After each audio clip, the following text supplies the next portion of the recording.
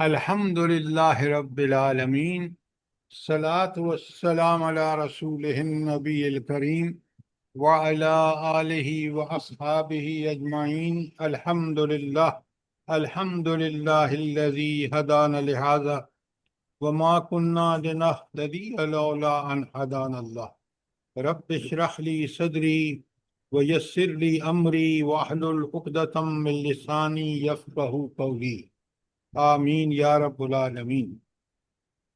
ہم نے یہ سورہ مومن کی آیات شروع کر رکھی ہیں، اور یہ وہ آیات ہیں خاص کر جو کس کے بارے میں، جلدی بتائیں۔ یہ آیات جو ہم نے شروع کر رکھی ہیں کس کے بارے میں ہیں؟ ہدایات کے جلدی بتائیں، یہ جواب ٹھیک نہیں مومنین ہے مومنین کے بارے میں ہے، جی۔ مومنوں کے لیے۔ اور سارا قرآن مومنوں کے لیے ہے۔ یہ آیات جو میں پڑھا رہا ہوں آپ کو کس سے متعلق ہیں؟ خالد صاحب جلدی بتائیں۔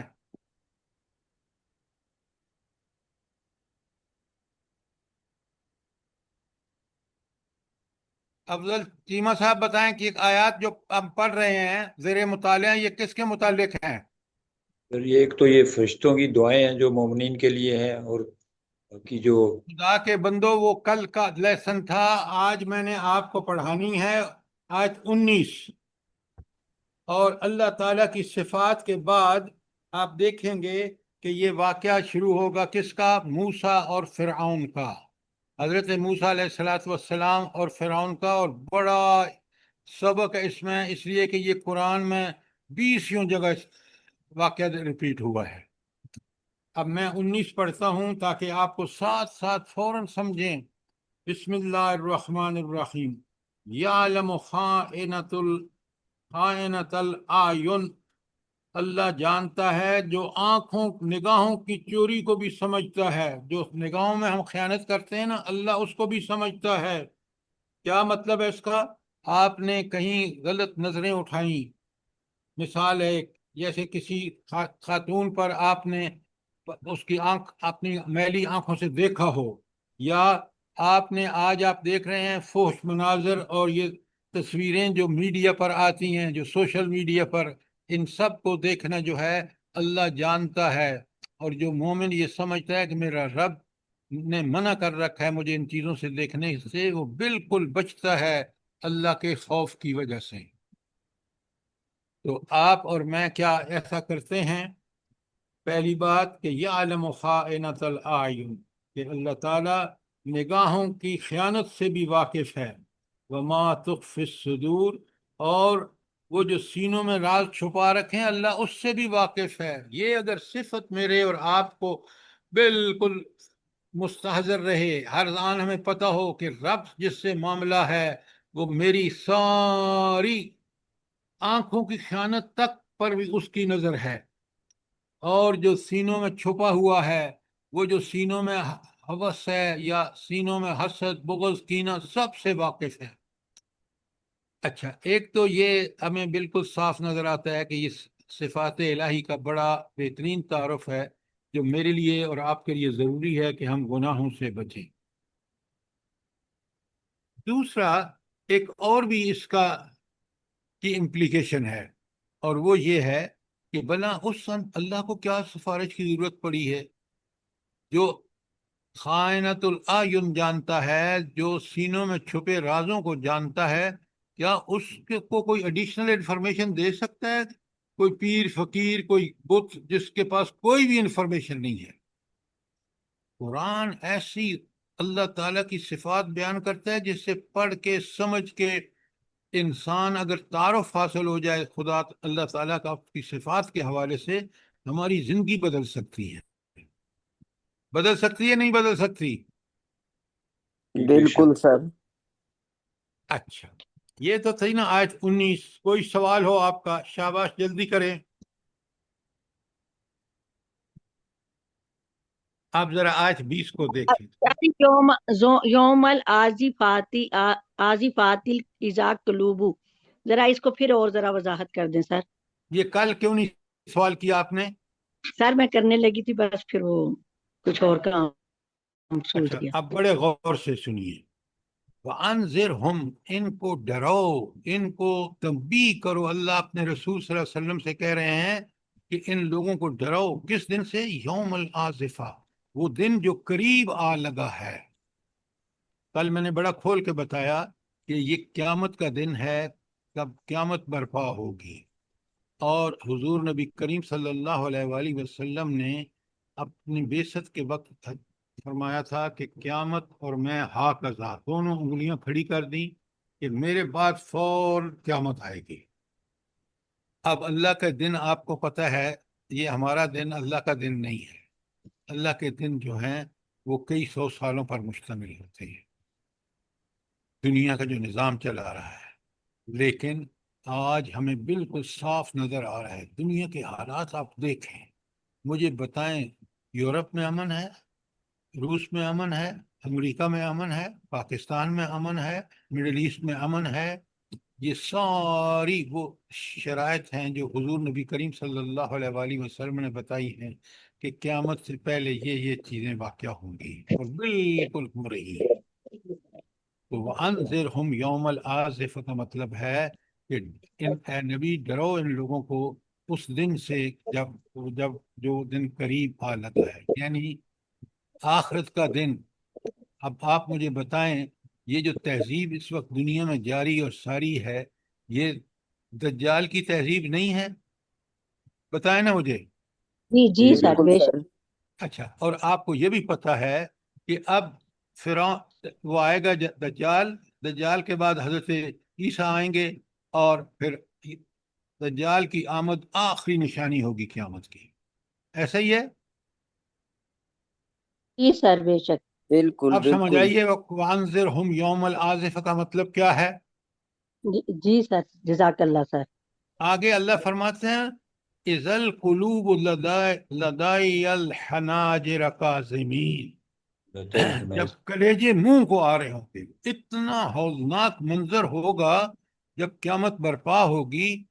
آپ سوچیں، اتنا ہول ہوگا کہ اس ہول کی یہ تصویر ہے کہ دل جو ہیں وہ گلے میں آئیں گے. اور کاظمین، اس قدر پریشان حال انسان ہوگا کہ اس کا دل پھٹ رہا ہوگا.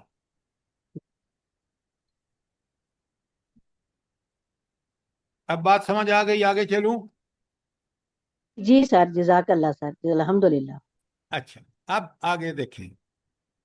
19 میں نے آپ کے سامنے رکھی ہے کہ اللہ کو یہ، اگر اللہ کا مجھے صفت کا صحیح علم ہو اور مجھے پتا ہو کہ میرا رب میری آنکھوں کو بھی دیکھ رہا ہے کہ کسی گندی جگہ پہ تو نہیں جا رہی، اور پھر وہ دل کے سینوں کے رازوں سے واقف ہے.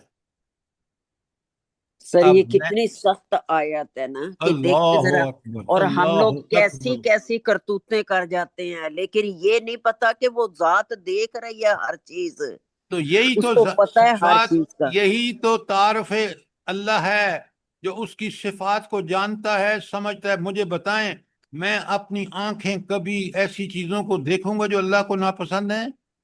یا میں کبھی بھی دل نہیں میں، سر. غور سے لیکن سنیں، اب آپ بات سمجھیں، دل میں جو راز، سینے میں جو راز ہیں، تو سینہ یا دل اللہ کی یاد میں ہونا چاہیے. اللہ کو یاد کرے، ہر آن اس سے ڈرے. یہ دل میں خوف ہوگا تو میرا اللہ میرے دل میں بھی بس رہا ہوگا.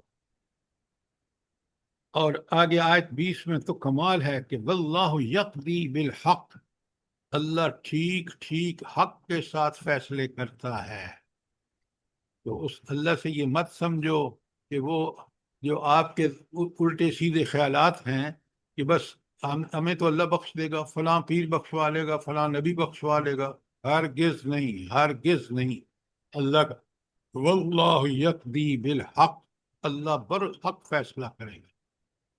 اس میں کوئی کسی کی سفارش، غلط سفارش نہیں ہوگی، کچھ نہیں ہوگا.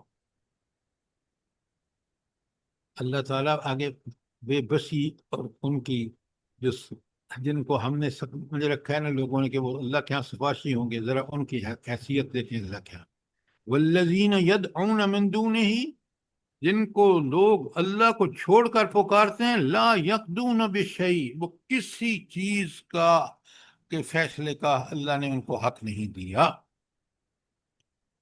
تو جن کو آپ یہ سمجھتے ہیں کہ وہ اللہ سے چھڑا لیں گے، ان کی دیکھیں کس قدر اللہ تعالیٰ بتا رہے ہیں کہ وہ تو کچھ کر ہی نہیں سکتے۔ اور اللہ کیسا ہے؟ ان اللہ، بے شک اللہ تعالیٰ، هو السمیع العلیم، وہی تو سننے اور جاننے دیکھنے والا ہے۔ یہ صرف رب کی صفت ہے، کسی اور کی صفت نہیں، جو عالم الغیب ہو، جو ہر آن اور ہر لمحہ اپنے بندے کی دل کی آواز کو سن رہے۔ اس لیے ہمیشہ کوشش کریں کہ وہ کیونکہ سمیع ہے تو میں ہر وقت ایسی بات کہوں جس سے وہ راضی ہو، اور وہ بصیر ہے، وہ دیکھ رہا ہے، میں کوئی عمل نہ کروں جو اس کو ناپسند ہے۔ کتنا انسان کو یہ قرآن کس قدر پابند کر دیتا ہے اللہ کی عبادت کا، اللہ کے احکامات کا۔ آیت 20 کلیئر ہے؟ کوئی سوال ہو؟ شاباش۔ ایک ایک آیت دیکھیں کس قدر آپ کے اور میرے لیے پیغام ہے۔ آیت 21 کو دیکھیں، اور پوری تاریخ کو سمیٹ کے رکھ دیا اس ایک آیت 21 میں۔ اولم یسیرو، کیا وہ چلتے پھرتے نہیں ہیں فی الارض، زمین میں، فینظروا کیف کان عاقبۃ الذین کانوا من قبلہم، تو کیا وہ زمین میں چلتے پھرتے نہیں ہیں کہ وہ دیکھیں کہ ان سے جو پہلے لوگ تھے ان کا کیا حشر ہوا، ان کا انجام کیا ہوا، جو برے تھے ان کا انجام کیا ہوا، اور جو انبیاء اور کتابوں پر ایمان لا کر زندگیاں نیکی سے بسر کی ان کا وہ اللہ تعالیٰ نے کس طرح بچایا اور کس طرح وہ برباد اور تباہ ہوئے۔ سورہ آراف پڑھیے، سورہ ہود پڑھیے، ساری قوموں کا ذکر ہے جس میں اللہ نے انبیاء اور ان کے فالوورز کو بچا لیا، اور وہ جو لوگ اللہ اور اس کے رسولوں کی مخالفت کرتے تھے ان کو تباہ و برباد کر دیا۔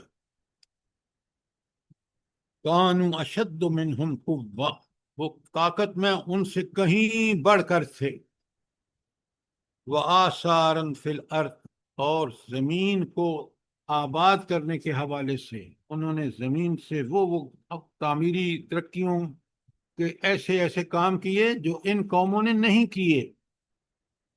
میں نے کل آپ کو بتایا ہے، جب میں مصر گیا اور میں نے اہرام مصر دیکھے، وہ جو دنیا کے عجائبات میں سے ہیں، پتہ نہیں کس زمانے میں بنے، واللہ عالم، لیکن وہ جو چٹانوں کے پتھر گھڑ کر اس کو اوپر رکھا ہے، وہ کس نے بنایا ہے، گھڑے کس نے ہیں، اتنے اونچے اٹھا کے وہاں رکھے کیسے ہیں اس ترتیب سے، تو پتہ چلتا ہے کہ وہ قوم سائنس اور ٹیکنالوجی میں دنیا کی بہترین قوم تھی اس وقت۔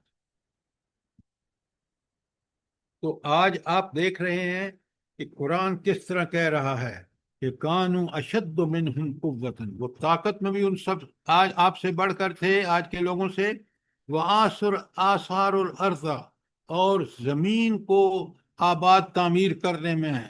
آپ دیکھیں قوم عاد جو تھی وہ گھروں کو بناتے تھے، چٹانیں پہاڑوں کے اندر چٹانوں کو کھرچ کر اور ان میں سے جگہ بنا کر بہترین گھر بناتے تھے۔ ذرا غور کریں۔ تو اللہ تعالیٰ کہتے ہیں کوئی ٹیکنالوجی ان کے کام نہیں آئی، اس لیے فَأَخَذَهُمُ اللَّهُ بِذُنُوبِهِمْ، اللہ نے ان کے گناہوں کی وجہ سے ان کو پکڑا۔ وَمَا كَانَ لَهُم مِّنَ اللَّهِ وَاقٍ، اللہ کے علاوہ کوئی بچانے والا نہیں تھا۔ آپ کے سامنے آپ دیکھیں کس طرح روس ٹوٹا ہے، ذرا غور کریں۔ اچھا، یہ اللہ تعالیٰ کس وجہ سے قوموں کو پکڑتا ہے عذاب کے لیے؟ جلدی بتائیں، اس آیت میں کیا بتایا گیا ہے؟ فی ذنوبہم، سر جی ان کے گناہوں کی وجہ سے۔ آپ کی آواز صاف نہیں آ رہی، ذرا سر جی ان کے گناہوں کی وجہ سے بھی ذنوب۔ شاباش شاباش شبانہ، ان کے گناہوں کی وجہ سے۔ جب گناہ حد سے بڑھ جاتے ہیں کسی قوم کے، آپ دیکھیں اس وقت دنیا میں امت مسلمہ، نام و نہاد امت مسلمہ، کس طرح گناہوں میں ملوث ہے. گناہ کیا ہوتا ہے بھلا؟ جلدی بتائیں، گناہ کیا ہوتا ہے؟ یہ جو کچھ آج کل ہو رہا ہے پوری دنیا میں سر، آپ مجھے مثال سے بات کریں، اشاروں کے نام میں بات نہ کریں. گناہ کیا ہوتا ہے؟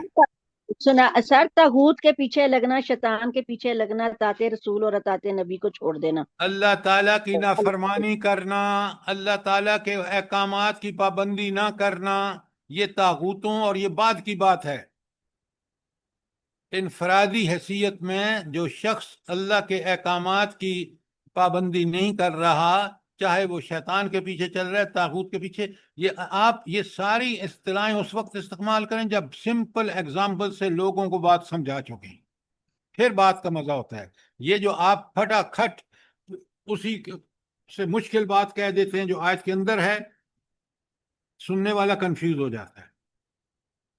تو یہاں بات ہو رہی ہے گناہ. گناہ اللہ تعالیٰ کی نافرمانی ہے. اللہ تعالیٰ کی نافرمانی کیا ہے؟ جس سے اللہ تعالیٰ نے کرنے کا حکم دیا ہے اس کو نہ کیا جائے، یہ گناہ ہے. اور جس سے منع کیا ہے اس سے انسان نہ رکے، منع نہ ہو، یہ گناہ ہے. اب آپ بتائیے طاغوت کے پیچھے چلنے والے کس طرح گناہ کرتے ہیں. آج آپ دیکھ لیں امریکہ کے پیچھے چلنے والی حکومتیں دنیا میں کس قدر اذیت کا باعث بن رہی ہیں. اس شخص کو کہہ رہے ہیں کہ یہ امن کا سب سے بہترین کام کرنے والا ہے وہ شخص جس نے مسلمانوں کا خون اتنا سستا کیا ہے. آپ دیکھ لیں، غزہ دیکھ لیں، عرب ریاستیں دیکھ لیں، جہاں جہاں ان کو موقع ملا ہے اس امریکہ نے کیا نہیں کیا. اور اس کے صدر کو جا کے کوئی کہے کہ تو نے تو کمال کر دیا ہے. انا للہ و انا الیہ. اچھا، اب آپ کو آیت 21 سمجھ آ رہی ہے؟ جلدی بتائیں. جی سر. سر. اچھا، یہ ایک بڑی عجیب بات ہے. آپ دیکھ لیں، اللہ کا عذاب آیا نا کیلیفورنیا میں، آگ لگی نا، ساری سائنس اور ٹیکنالوجی فیل ہو گئی. تو اللہ تعالیٰ کی عذاب سے کوئی بچا نہیں سکتا. میں ٹیکسس میں رہا ہوں کیونکہ میری یونیورسٹی ٹیکسس میں تھی. بڑا خوبصورت، بڑی اسٹیٹ ہے امریکہ کی. لیکن اب وہ جہاں وہ سیلاب آیا، آپ دیکھ لیں، تصاویر دیکھ لیں، آپ حیران رہتے ہیں. اللہ کے سامنے کوئی چیز اس کے حکم میں رکاوٹ نہیں بن سکتی.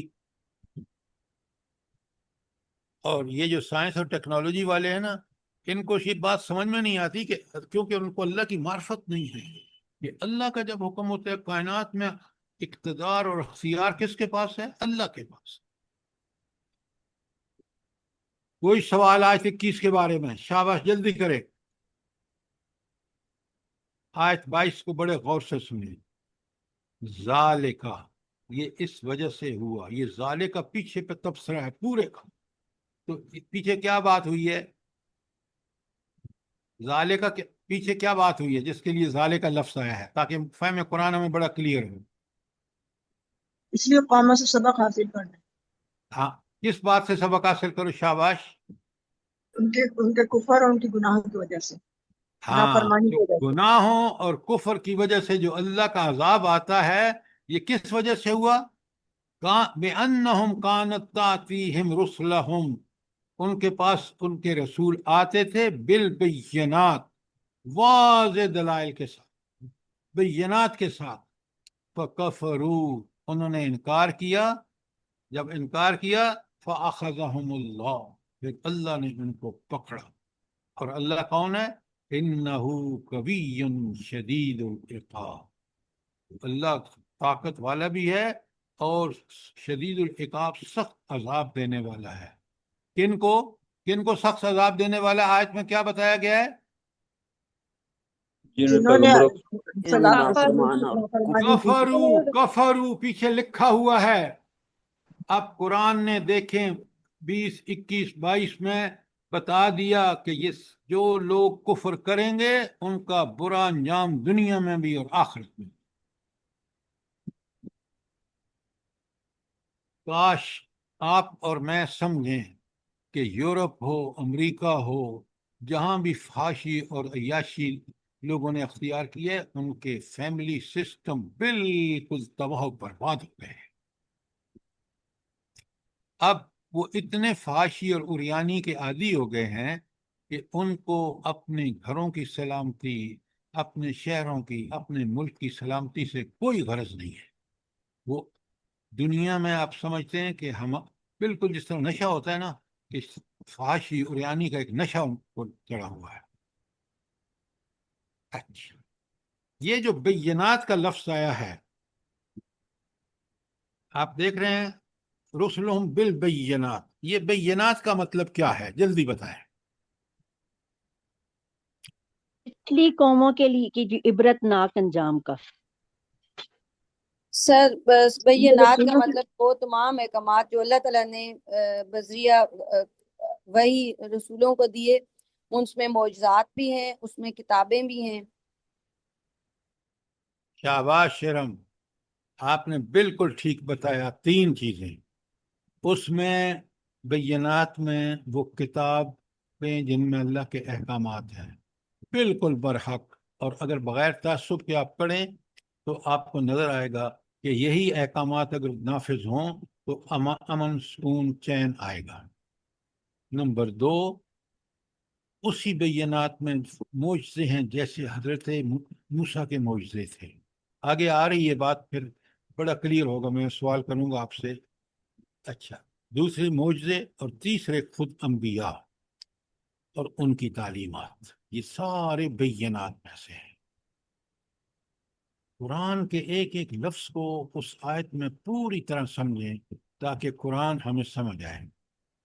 تو اب قرآن کا اللہ تعالیٰ کہہ رہے ہیں کہ کیونکہ انہوں نے بینات کا انکار کیا، بینات بھیجی کس نے تھی؟ چاہے وہ معجزے ہوں، چاہے وہ انبیاء اور ان کی تعلیمات ہوں، اور چاہے وہ دنیاوی زندگی کے بارے میں فیصلے ہوں، یہ اصل میں احکامات کس کے تھے؟ اللہ تعالیٰ کے اللہ تعالیٰ اللہ تعالیٰ کے تھے۔ اور انبیاء بھیجے ہی اللہ نے اس لیے تھے کہ تاکہ بندوں تک وہ صحیح احکامات پہنچا دے، تاکہ اس کے مطابق زندگی بسر کر کے وہ اللہ کے انعام کے مستحق ہو جائے۔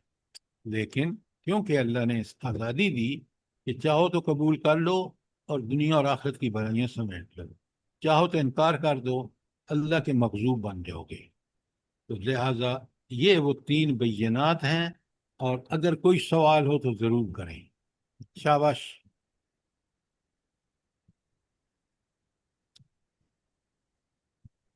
اب آ گیا، ذرا بڑے غور سے دیکھیے آیت 23 سے 46 تک۔ سب سے بڑا کافر، سب سے بڑا منکر فرعون ہے۔ پورا قرآن دیکھ لیں، منکروں کا سردار وہی ہے، اس کا۔ اور سب سے کمزور نبی حضرت موسیٰ علیہ السلام، جن کا تعلق ہی غلام قوم سے ہے، اللہ نے اس واقعے کو 23 تا 46 آیات میں، اور قرآن میں بڑے دوسری جگہ بھی کثرت سے واقعہ بیان ہوا ہے۔ تو اللہ تعالیٰ نے دونوں کو بیان کر کے بتا دیا کہ اللہ کا کامیاب کردہ کون ہے، حتیٰ کہ وہ نبی بھی ہے جو کمزور ترین ہے، اور کافروں میں وہ شخص ہے جو دنیا کا سب سے طاقتور انسان۔ کبھی سوچا آپ نے؟ اللہ نے مثال بھی پیش کی ہے کہ اس نبی کی اور اس منکر کی، جو اللہ کا باقی اور طاقت کا سرچش، اس کے پاس بہت طاقت تھی، طاقت کا سرچشمہ تو اللہ ہے۔ اب جب اس نے موسیٰ کے سامنے کٹ جسی کی تو کیا حشر ہوا اس کا۔ آپ دیکھیں، کبھی غور کریں، صدیاں گزر گئی ہیں، میں نے اپنی آنکھوں سے اس کی ممی دیکھی ہے، اس کی ڈیڈ باڈی دیکھی ہے مصر کی زو میں۔ تو میں نے اس وقت کہا کہ قرآن کتنا برحق ہے، کہ اللہ تعالیٰ کہتے ہیں کہ میں نے اس کو عبرت بنا کے بچا لیا۔ اللہ اکبر۔ اچھا، کوئی سوال آیت 22 تک؟ شاباش، ورنہ 23 شروع ہو رہی ہے اور سوالن جواباً ہوگی تاکہ آپ بات کو پوری طرح سمجھیں۔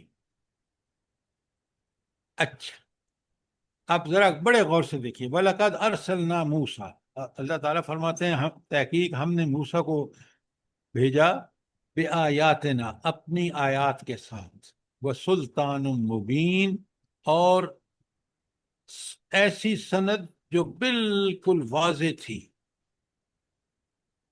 یہ سلطان مبین واضح سند اللہ نے کیا دی اس کو، موسیٰ کو؟ جلدی بتائیں. سر جی معجزات جو ملے تھے. دیکھیں شبانہ، بات ذرا ٹو دی پوائنٹ کیا کریں. معجزات کا لفظ صرف کافی نہیں ہے. اللہ نے جب ان کو نبوت دی، جب وہ مدین سے واپس آ رہے تھے، 2 معجزے خاص کر دیے. ایک معجزہ کہ عصا کا معجزہ، اور دوسرا کون سا معجزہ تھا؟ ید بیضا سر. ید بیضا کا. شاباش. اب یہ 2 معجزے جو تھے، یہ ایسے معجزے تھے کہ اللہ تعالیٰ نے کہا کہ جا ذرا فرعون کے پاس اور اس کو کہے کہ وہ اپنا تزکیہ کرے. اچھا، یہ اللہ نے 2 معجزے کیوں دیے؟ اللہ تو سب معجزے دے سکتا تھا، لیکن خاص کر یہ معجزے حضرت موسیٰ کو کیوں دیے اور اس کے بعد حکم دیا جا فرعون کے پاس؟ جلدی بتائیں. اس زمانے میں جادو کا بہت زور تھا تو جادو کے توڑ کے لیے دیے تھے. شاباش شاباش. اللہ تعالیٰ کیونکہ ہر زمانے میں جو بھی خرافات ہوتی ہیں ان سے واقف ہے. جو ہستی آپ کے دلوں کے راز سے واقف ہے، جو آپ کی آنکھوں کی خیانت سے واقف ہے، کیا وہ معاشرے میں جو کچھ ہو رہا ہے اس سے واقف نہیں ہے؟ تو شاید اس وقت مصر میں جادوگری کا فن بڑا پر تھا. اچھا، اب اللہ تعالیٰ نے موسیٰ علیہ السلام کو یہ جو عصا کا معجزہ دیا نا، وہ سارے معجزوں کا توڑ تھا جو اس وقت رائج الوقت تھے. آپ نے دیکھا جب مقابلہ ہوا، کیونکہ فرعون نے کہا کہ نعوذ باللہ یہ تو ایک جادوگر ہے، تو فٹافٹ اس نے کہا کہ لوگوں کو جمع کرو، فلاں دن بہت لوگ جمع ہوں گے، اس میں مقابلہ کرو تاکہ ہمارے وہ جو جادوگر ہیں ان کو شکست دیں گے تو موسیٰ علیہ السلام کی کچی ہو جائے گی اور ہمیشہ کے لیے جان چھوٹ جائے گی. لیکن بالکل الٹا پڑا معاملہ. الٹا کیوں ہوا معاملہ؟ جلدی بتائیں. سر وہ جو جادوگر مقابلے کے لیے آئے تھے، جب انہوں نے واضح آپ لمبی بات نہ کریں. الٹا اس لیے ہوا کہ فرعون کی ایک چال تھی، رب العالمین کی دوسری چال تھی، اور سب سے کامیاب ترین چال رب العالمین کی ہے. آپ اتنی بات کیوں نہیں کہتے؟ تو موسیٰ نے سارے جادوگر جمع کیے، اللہ تعالیٰ نے فرعون نے سارے جادوگر جمع کیے. اللہ تعالیٰ نے موسیٰ سے کہا کہ ایک اپنا ڈنڈا پھینک دے بس. اور جب اس نے سب رسیاں اور جو لاٹھیاں پھینکی تھی جو سانپ بن گئے تھے، جب اس نے نگل لیا تو سب سے پہلے سارے جو جادوگر تھے وہ سجدے میں گر گئے. جب وہ سجدے میں گرے تو فرعون تو سخت اس کی کچی ہوئی. یہ تو بالکل الٹ ہو گیا معاملہ. لیکن کیونکہ وہ اپنے آپ کو بڑے غور سے سمجھے، وہ اپنے آپ کو کہتا میں خدا، یہ سورج دیوتا جو ہے نا تمہارا خدا سورج، میں اس کا عکس ہوں دنیا میں، لہذا انا ربکم الاعلی، میں تمہارا سب سے بڑا رب. حالانکہ رب کا لفظ صرف اللہ تعالیٰ کو سوٹ کرتا ہے، وہی ہمیں کھلاتا پلاتا، ہماری ضروریات کو پوری کرتا، ہمارا خالق، ہمارا مالک، ہمارا رازق. اچھا، تو فرعون نے تو اب دیکھا کہ میں تو کسی کام کا نہیں رہا، کام یہ سارے میری پوجا کرتے ہیں، اور کہاں کہ میں تو آج بالکل صفر ہو گیا ہوں. فوراً آگے آ رہا ہے، میں اب اس کی تفصیل میں بات نہیں.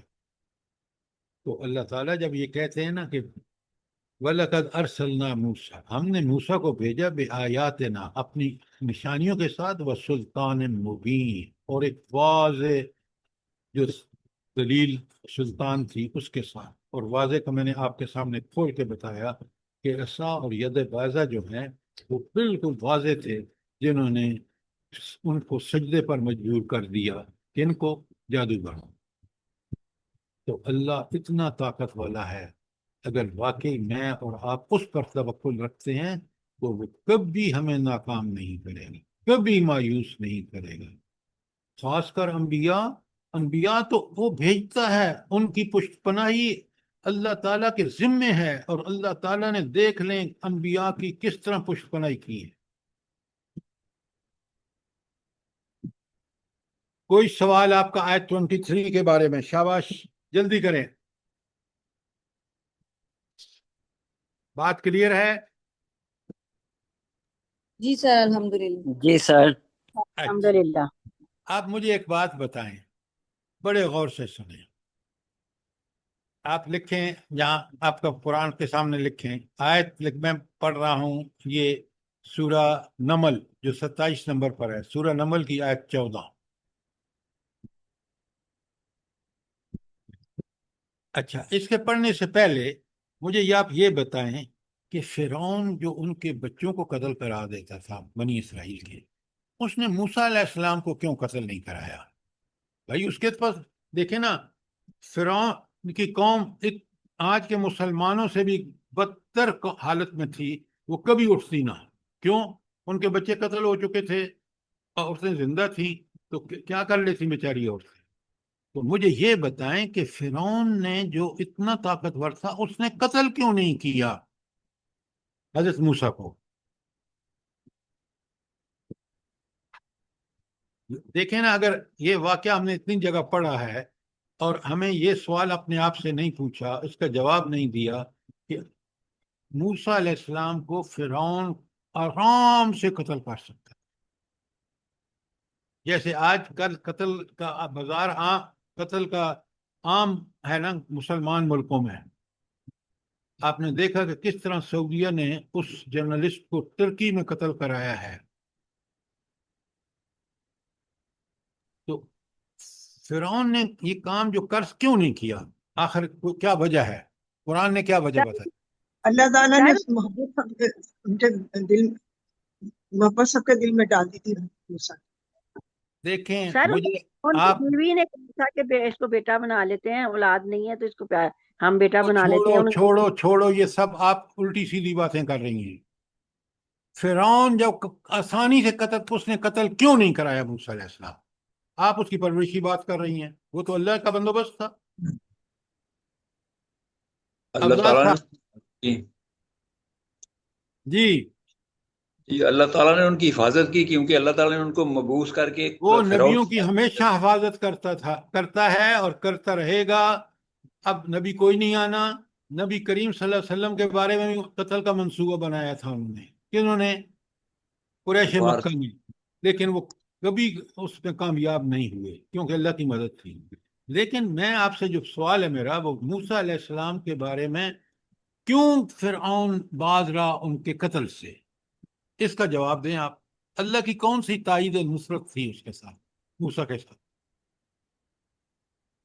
سر اللہ تعالیٰ نے سورۃ طٰہٰ میں بھی کہا ہے نا کہ میں دیکھتا ہوں اور سنتا ہوں، آپ ان کے پاس جائیں، کیونکہ یہ ڈر رہے تھے تو اللہ نے کہا کہ میں تمہارے ساتھ ہوں۔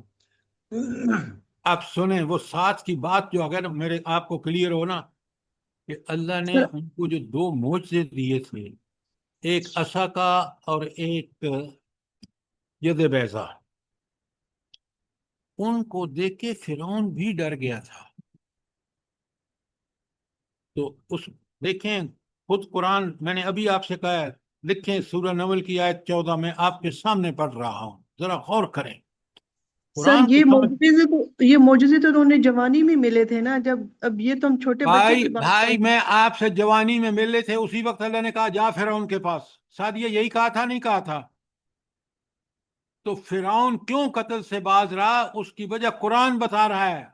میں نے بتایا، لکھیں پہلے آیت نمل کی 14، اور میں پڑھ رہا ہوں اور سمجھیں اس کو۔ 14 نمل کی یہ ہے، بسم اللہ الرحمن الرحیم، وَجَاهَدُوا بِهَا وَاسْتَقَيْنَتْهَا أَنفُسَهُمْ ظُلْمًا وَعُلُوًّا، ظُلْمًا وَعُلُوًّا۔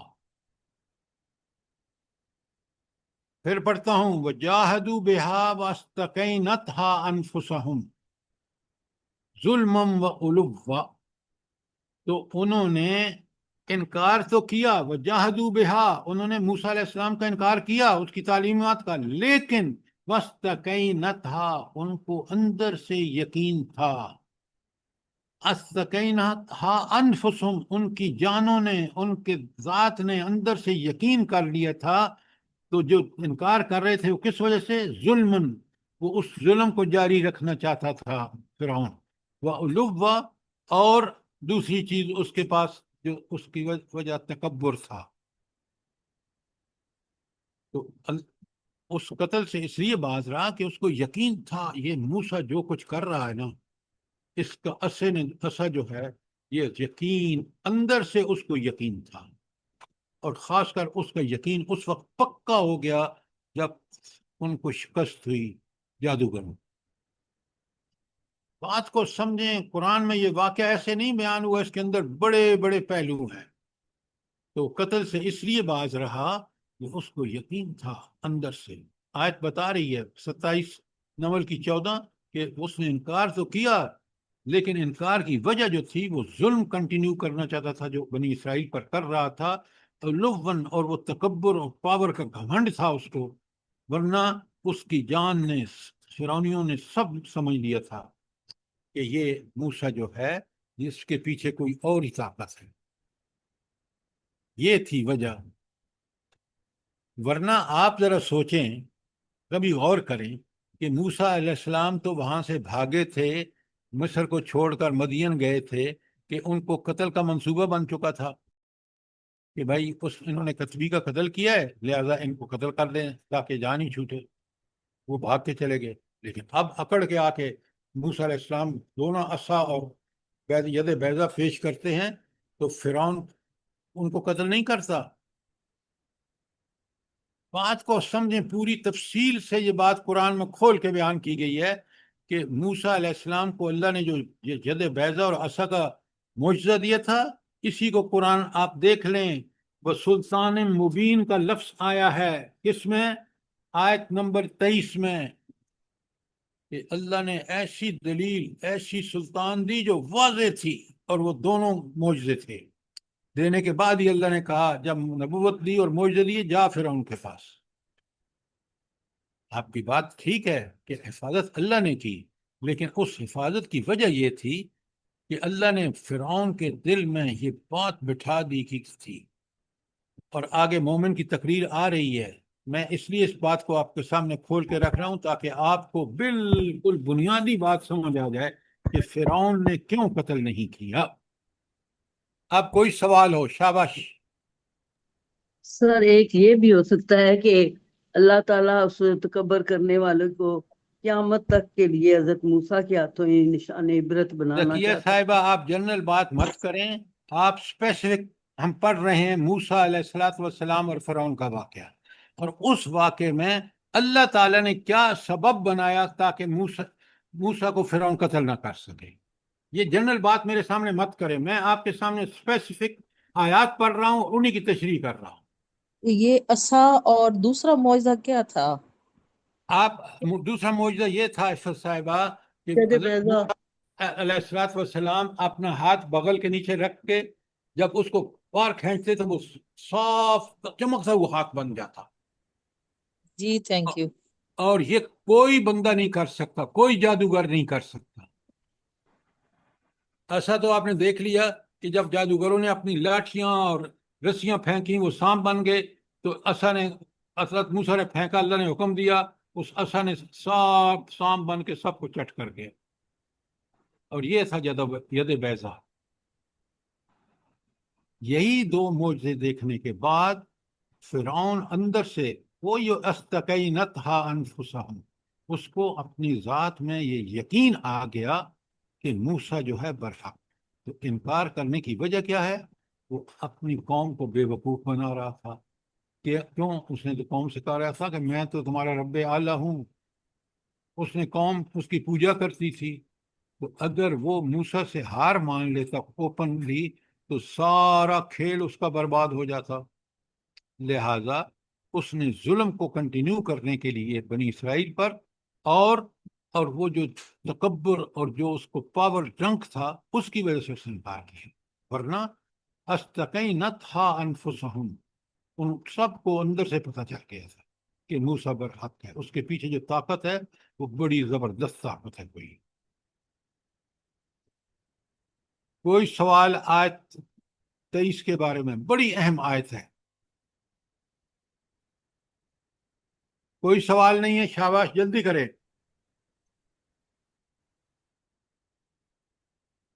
اب آیت 24 سنیے. الی فرعون و ہامان و قارون فقالوا ساحر کذاب. اس کو بھیجا کس کی طرف؟ فرعون کی طرف. و ہامان، ہامان بھی اس کا کوئی وزیر تھا. و قارون، اور قارون جو تھا تو قوم موسیٰ سے، لیکن اتنے خزانے تھے اس کے اس زمانے میں کہ ان کی چابیاں اٹھانے کے لیے ٹریکٹر ٹرالیاں تو نہیں تھی نا، تو بڑے طاقتور انسان تھے. تو اللہ تعالیٰ کہتے ہیں کہ تم جاؤ فرعون کے پاس، حامان کے پاس اور قارون کے پاس. فقالو، تو ان سب نے کہا ساحر کذاب. یہ موسیٰ جو علیہ السلام جو ہیں، یہ ایک تو ساحر جادوگر ہیں اور کذاب جھوٹے ہیں. اب آپ سوچیں کتنا بڑا جرم ہے کہ اللہ تعالیٰ تو اصلاح کے لیے ایک نبی جیسے حضرت موسیٰ کو بھیجا، بعد میں حضرت محمد رسول اللہ صلی اللہ علیہ وآلہ وسلم کو بھیجا، تو اس کو انسان کہے، اللہ کے بھیجے ہوئے کو، اللہ کے رسول کو کہے کہ یہ ساحر بھی ہے اور کذاب بھی ہے. یہ کذاب کہنا کہ یہ جھوٹا ہے اور یہ جادوگر ہے، یہ بہت بڑا جرم ہے. کیوں؟ آپ اللہ کے رسول کو یہ کہہ رہے ہیں. اچھا، اللہ کے رسول کے بارے میں مومنین کو کیا حکم ہے؟ جلدی بتائیں.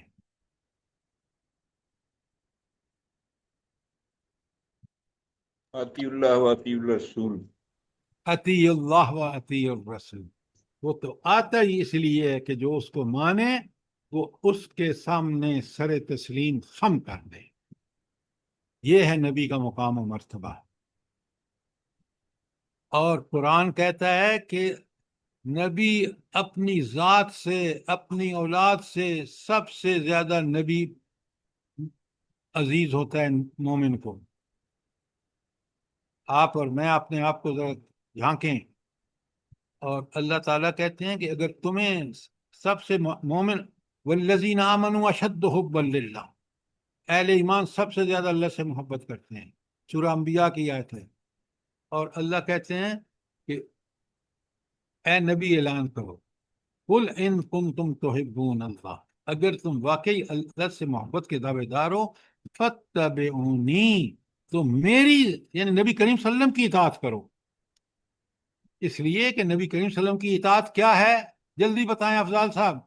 اللہ کی اطاعت. اللہ تعالیٰ کی اطاعت ہے. سبحان اللہ. یہ ہے نبی کا مقام و مرتبہ.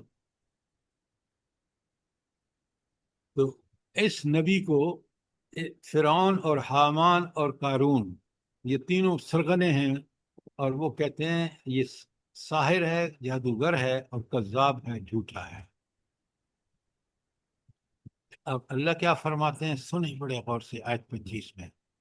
فَلَمَّا جَاءَهُمْ بِالْحَقِّ مِنْ عِنْدِنَا.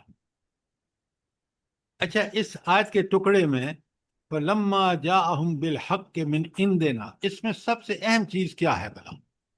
ان 5 الفاظ میں کون سے الفاظ سب سے اہم ہیں؟ سر بالحق. بالحق. بالحق.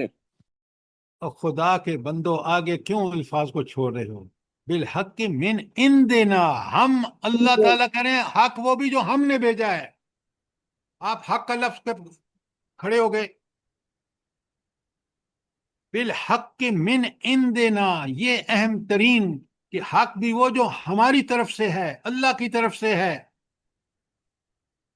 کیوں نہیں آپ چیزوں کو سمجھتے؟ میں اسی لیے یہاں رک کے آپ سے سوال کرتا ہوں تاکہ آپ پوری طرح ٹیکسٹ کو سمجھیں.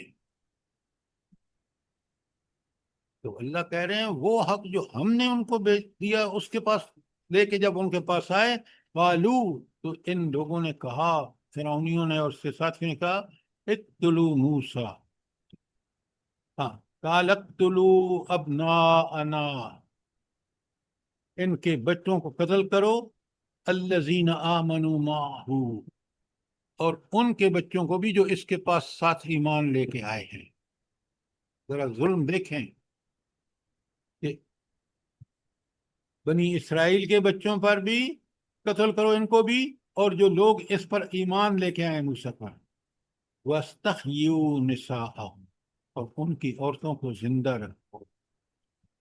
یہ تو ان کی چال تھی نا کہ بچوں کو قتل کرو، عورتوں کو زندہ رکھو.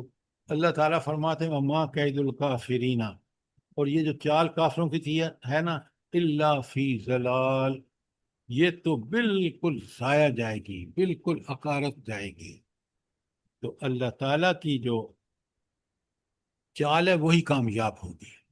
دیکھیں ان آیات میں کس قدر ایمان والوں کے لیے خوشخبریاں ہیں، اور کس ذلتوں کا اللہ تعالیٰ بتا رہے ہیں سامنا ہوگا کن لوگوں کو جو اللہ کی احکامات کی خلاف ورزی کر رہے ہیں، جو اس کو ماننے سے انکار کر رہے ہیں.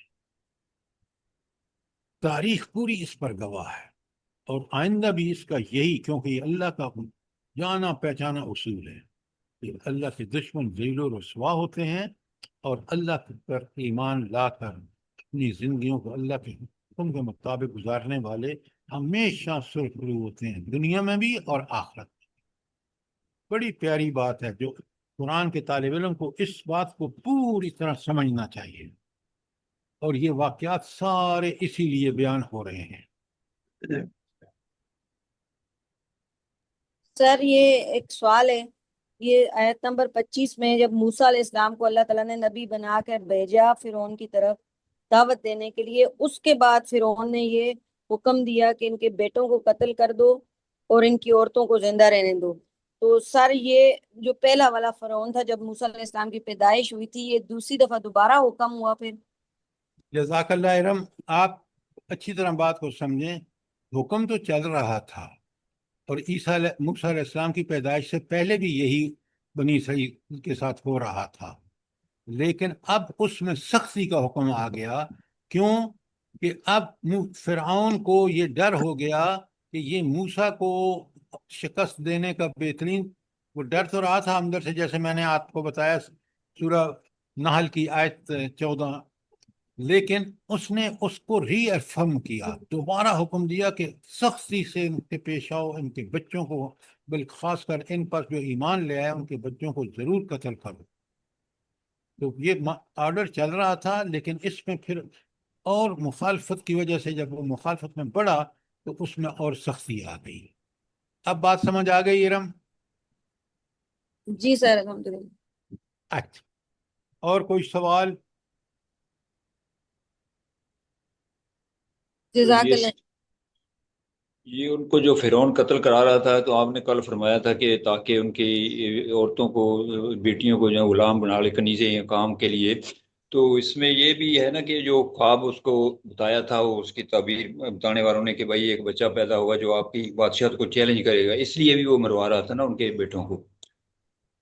دیکھیں یہ بات آپ کی بالکل ٹھیک ہے کہ جو نجومیوں نے یہ اس کو بتایا تھا. جی سر. اچھا، اب نجومیوں کی بات اتنی پکی سچی نہیں ہوتی جتنی اللہ کی بات پکی سچی ہوتی ہے. نجومیوں نے اس کو یہ تو نہیں بتایا کہ آپ اس کو کاؤنٹر کیسے کریں گے، اور وہ اپنی چال میں کاؤنٹر کرنے کا اس کا طریقہ یہی تھا کہ ان کے بچوں کو قتل کرو، ان کے ماننے والوں کے بچوں کو قتل کرو، تاکہ یہ کوئی پاورفل نہ ثابت ہو سکے، کوئی ہنگامہ میرے خلاف، کوئی ہڑتالیں نہ ہوں، کوئی ڈیمانسٹریشن نہ ہوں. اب بات سمجھ آ گئی ہمارے جی افضال سر. صاحب؟ جی بالکل ایسے ہی ہے. اچھا، اب آیت 26 پہ آ جائیے. 25 آپ نے سن لی. وقال فرعون، اور فرعون نے کہا، ذرونی، ذرا مجھے چھوڑ تو دو، اقتل موسیٰ، میں موسیٰ کو قتل کروں، مجھے چھوڑ دو، وَلْيَدْعُ رَبَّهُ، اور بلا لے اپنے رب کو. انی اخاف، فرعون کہتا ہے مجھے ڈر ہے کہ ان یبدل دینکم، یہ تمہارے دین کو بدل دے گا، یا نمبر 1، اور نمبر 2، او یظہر فی الارض فساد، یا زمین میں بہت بڑا فساد کرے گا. یہ کون کہہ رہا ہے؟ فرعون، جو دنیا میں فساد کا خود باعث ہے. اللہ تعالیٰ نے تو اسی فساد کو ختم کرنے کے لیے بھیجا ہے، لیکن ہر فسادی یہ کہتا ہے، ہر 2 نمبر حکومت یہ کہتی ہے کہ ہمارا اقتدار قائم رہنا چاہیے اور ہم برحق ہیں۔ تو یہی فرعون نے بھی کہا، اور اس نے دیکھیں قوم کو اکسانے کے لیے وہ کیا کہہ رہا ہے کہ این یبدل دینکم، کہ تمہارے دین کو بدل دے گا۔ اس کی قوم میں نے بتایا آپ کو ستارہ پرست تھی، اور اس کو بھی پوچھتی تھی، کیونکہ وہ اپنے آپ کو کہتا میں سورج اور جو دیوتا ہے اس کا اوتار ہوں، اور اس کی وجہ سے فساد کی کئی انتہا ہے کہ وہ بنی اسرائیل کے بچوں کو پیدا ہوتے ہی قتل کر دیتا تھا۔ یعنی وہ تو موجودہ نیتن ہاؤس سے بھی بڑھا ہوا تھا، یہ تو اس وقت بچوں کو قتل کرتے ہیں، گولیاں مارتے ہیں جب وہ بیچارے بھوک سے بلک رہے ہوتے ہیں اور وہ کھانے کے لیے دوڑ رہے ہوتے ہیں، اس وقت ان پر گولیاں چلاتے ہیں۔ اور کتنا بغیرت ہے آج کا نام و اللہ نہاد، مارے ان کو۔ کتنا بغیرت ہے آج کا نام و نہاد مسلمان، کہ اس کو کوئی پرواہ نہیں کہ اس کے بھائی، بیٹے، بچے، بوڑھے، بہنیں، عورتیں، بزرگ کس طرح قتل ہو رہی ہیں۔ پتہ نہیں ہم اللہ تعالیٰ کو کیا جواب دیں گے، کیسے جواب دیں گے۔ تو نیتن ہاؤ کی طرح یہ فرعون بھی اس وقت کہتا ہے کہ میں چاہتا ہوں کہ میں اس کو موسیٰ کو قتل کروں۔ آپ کو میں نے بتایا ہے قتل کیوں نہیں کر رہا، آپ اس کو پتہ ہے۔ اور کہتا ہے کہ پھر موسیٰ بلا لے اپنے رب۔ یہ سارا اپنی قوم کو طفل تسلیاں دے رہا، اندر سے وہ ہل چکا ہے، اور خاص کر اس وقت ہل گیا ہے جب اس نے مقابلہ کرایا جادوگروں سے اور اس نے دیکھا، تو اب وہ گھمنڈ اور تکبر میں مبتلا ہے، اپنی قوم کو اس موسیٰ کے خلاف اکسا رہا ہے۔ اور اچھا یہ کیوں کہتا ہے کہ یہ باعث فساد ہوگا اگر لوگ قبول کر لیں؟ بڑے غور سے سنیے، بات کو ہمیشہ سمجھیں۔ حضرت موسیٰ علیہ السلام دعوت توحید لے کے آئے کہ اس کائنات میں کسی کو حق نہیں ہے سوائے اللہ تعالیٰ کے کہ وہ معبود ہو، اور یہاں ایک انسان کو معبود بنا رکھا ہے، بدبخت کو، فرعون کو، اور اس کی قوم اس کی پوجا کری، اتنی احمق ہے، اور وہ اس کو اکسا رہا ہے کہ، اور کہہ رہا ہے یہ فسادی ہے۔ فسادی تو تم ہو، جس نے اللہ کے قانون نافذ ہوگا تو امن آئے گا۔ تاریخ گواہ ہے کہ پوری دنیا نے وہ امن کبھی نہیں دیکھا جو حضور نبی کریم صلی اللہ علیہ وسلم کی مدنی ریاست میں تھا، یا پھر صحابہ کرام خلفائے راشدین کے دور میں جب اسلام نافذ تھا۔ یہ بات آپ مانتے ہیں، سمجھتے ہیں؟ جی بالکل، بے شک۔ بالکل سر۔ اور جتنا فساد آج روئے زمین پر ہے، یہ جو بئی بچا رکھی ہے نام و نہاد مسلمان حکومتوں نے، اللہ اکبر۔ اچھا اب آپ دیکھیں، وہ جب یہ اعلان کرتا ہے اور اپنی قوم کو اکساتا ہے کہ میں تو گویا قتل کر رہا ہوں موسیٰ علیہ السلام کو، موسیٰ علیہ السلام پر ذرا بھی ڈر اور خوف طاری نہیں ہوا۔ وجہ ان کو بالکل یقین ہے، انہوں نے اپنی آنکھوں سے دیکھا ہے کہ اللہ نے جو معجزہ عطا کیا ہے اس نے ان کو کس طرح تباہ و برباد کیا ہے۔ تو اس کو پتہ ہے کہ یہ کتنا طاقتور ہے، اور میرا اللہ کن طاقتوں اور قدرتوں کا مالک ہے، لہذا وہ اس کہنے کے باوجود نہیں ڈرتا۔ بالکل اسی طرح جس طرح محمد رسول اللہ صلی اللہ علیہ وسلم کو قتل کا منصوبہ بنا کے آپ کے گھر کو گھیرتے ہیں، ان کو پتہ ہے کہ میں نے جو اپنی حفاظتی تدابیر کرنی ہے وہ کروں گا، اللہ کا حکم ہے، باقی اللہ بچائے گا مجھے، کیونکہ اس نے ذمہ لے رکھا ہے خود۔ تو وہ بھی ذرا برابر نہیں ڈرتے جب اہل مکہ ان کے قتل کا منصوبہ بنا کر اور اس کو روب عمل لانے کے لیے چل پڑے ہیں۔ تو آپ دیکھ لیں کہ حضرت موسیٰ ہوں یا محمد رسول اللہ صلی اللہ علیہ وسلم ہوں، کس طرح مکے سے حفاظت آپ کو نکالا، اور پھر مدینے میں آپ کو اقتدار مل گیا۔ وہ شخص جس کو جان بچا کے مشکل سے نکلا تھا، وہ وہاں کا بادشاہ بن گیا۔ سبحان اللہ و بحمدہ، سبحان اللہ العظیم۔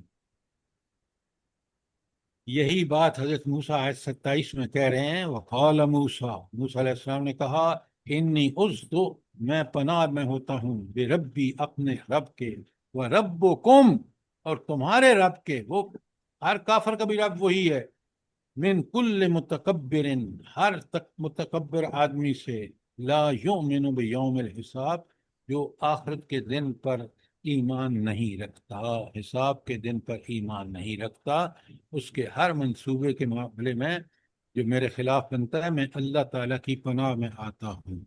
نوٹ فرمائیں، یہ ہے مومن کا رویہ، یہ ہے مومن کا توکل جو اپنے رب پر ہے، اور موسیٰ کا جو رد عمل ہے وہ اپنے رب پر یقین، اپنے رب پر توکل کی انتہا ہے، اور یہی توکل محمد رسول اللہ صلی اللہ علیہ وسلم نے کیا جب آپ کے خلاف سازشیں ہو رہی تھی مدینے میں قتل کی۔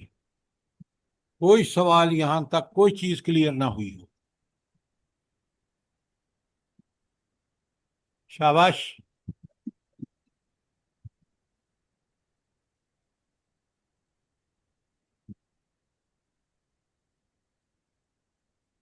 کوئی سوال نہیں ہے، جلدی بتائیں۔ جی سر الحمدللہ clear۔ آپ نے جو میں نے آپ کو لکھوائے ہیں، آپ کہیں تو میں دوبارہ بھیج دیتا ہوں آپ کو، وہ سارے جو واقعات کی آیات ہیں مختلف صورتوں میں، ان کو پڑھیں۔ فرعون اور موسیٰ علیہ السلام بڑی ہمارے لیے اس میں ہدایت کا سامان ہے، یقین مانیں۔ اور جو معرفت رب حاصل ہوتی ہے، جیسے آپ دیکھ رہے ہیں یہاں، تو کیا توکل ہے حضرت موسیٰ کو، کہ فرعون زبان سے کہتا بھی ہے، دعوے بھی کرتا ہے، تو ان کو پتہ ہے وہ جھوٹ ہے، کیوں؟ اس کا رب بچائے گا اس سے۔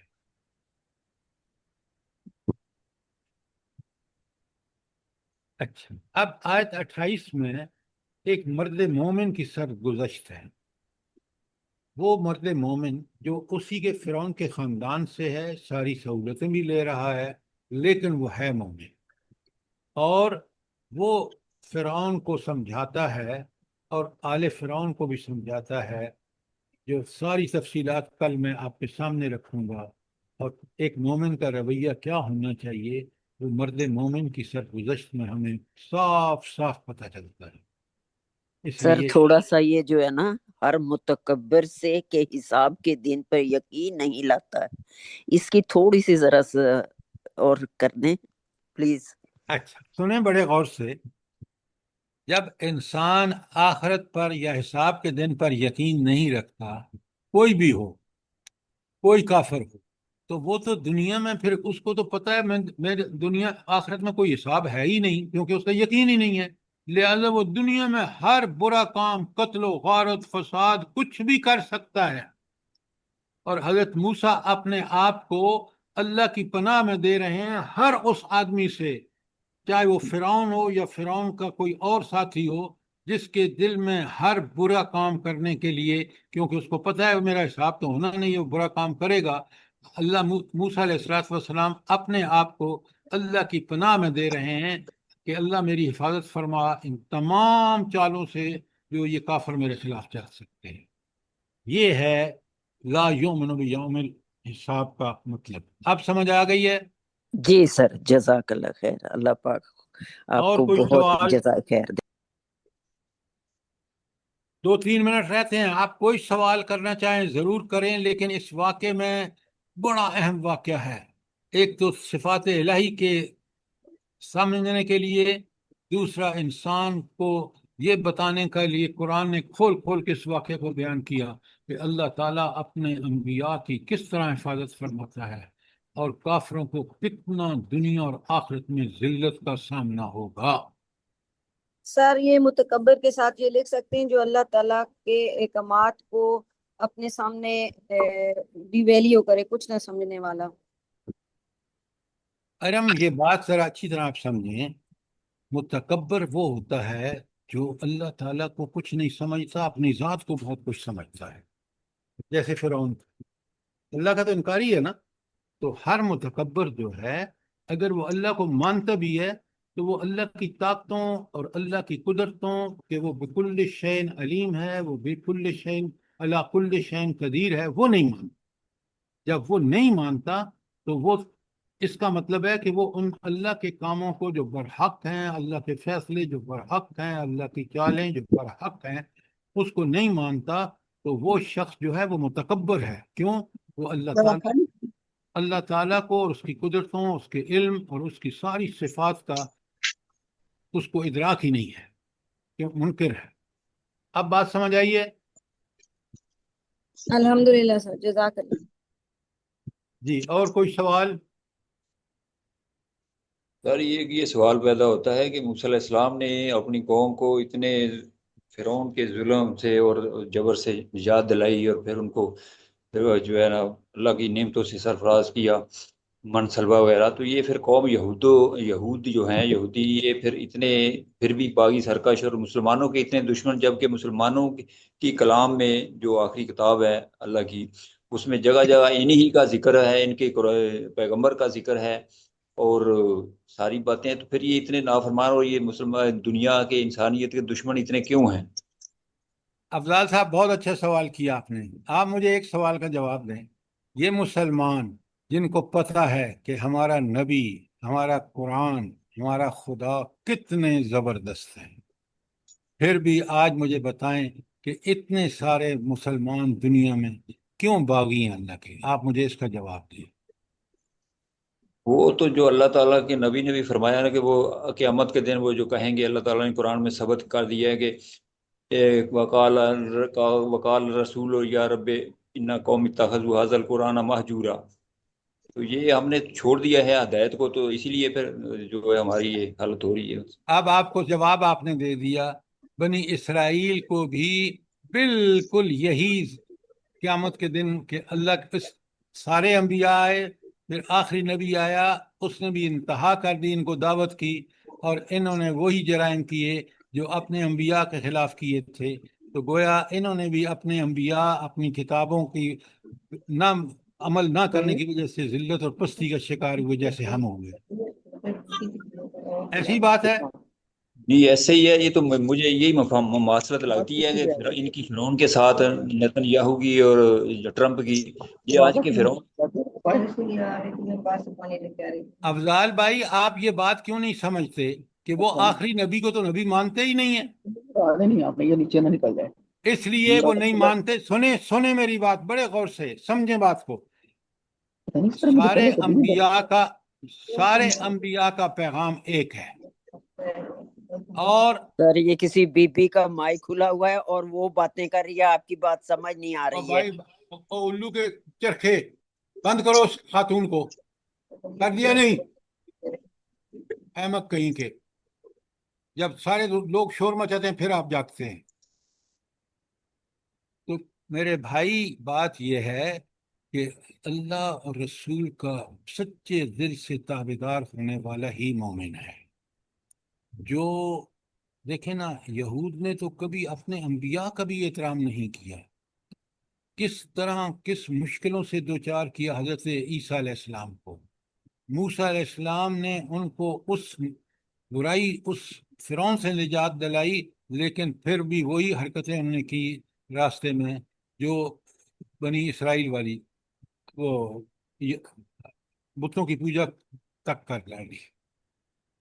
تو لہذا یہ ایسی بات نہیں ہے، جس طرح آج ہم قرآن سے دور ہیں اور ذلیل و رسوا ہو رہے ہیں، اسی طرح وہ اپنے لائی ہوئی شریعت انبیاء کی اور یہ محمد رسول اللہ صلی اللہ علیہ وسلم کی کوئی نئی شریعت نہیں ہے۔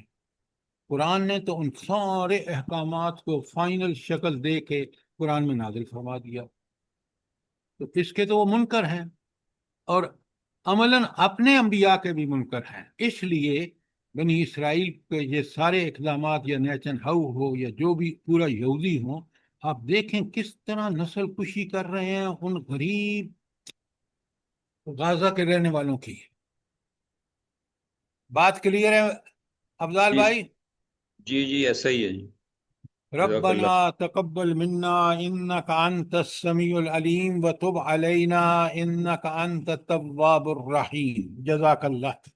آمین ثم آمین۔ سر جزاک اللہ خیر، اللہ پاک آپ کو جزائے خیر دے۔ بہت اچھے. اور دیکھیں سر یہ جو آپ کا یہ ابھی کر رہے ہیں نا بھائی بات، یہ آج کل بھی تو وہی کچھ ہو رہا ہے نا. جب بھی نافرمانی کریں گے تو آپ وہی کام کریں گے جو نافرمانوں نے پہلے کیا ہے. اپنے بالکل حالات، بالکل اپنے زمانے کے حالات اور اپنے زمانے کے واقعات کے مطابق. بالکل بالکل. اللہ پاک معاف کر دے. آمین.